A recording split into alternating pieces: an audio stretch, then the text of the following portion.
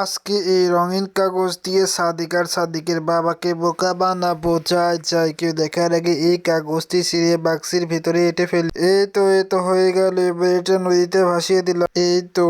বাবা বাবা, প্রচন্ড গরম, একটা ফ্যান কিনে দাও না। ছোট ফ্যান হলেই হবে।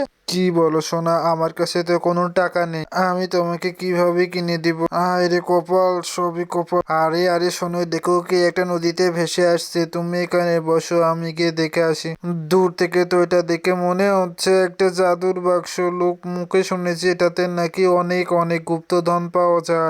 যাই আগে এটা পরে নিয়ে গিয়ে দেখে আসি। তার আগে তুমি যদি এই নামটিকে তোমার মন থেকে ভালোবেসে থাকো তো আমার চ্যানেলটিকে লাইক সাবস্ক্রাইব করে দিও। এই যে সোনা, আমি এসে গেছি। এবার এটার ভেতর কি আছে দেখা। আরে আরে সোনা, এটার ভেতরে তো একটা ফ্যান আছে। বাবা বাবা, আমি আজ থেকে বাতাস খাবো, কি মজা কি মজা।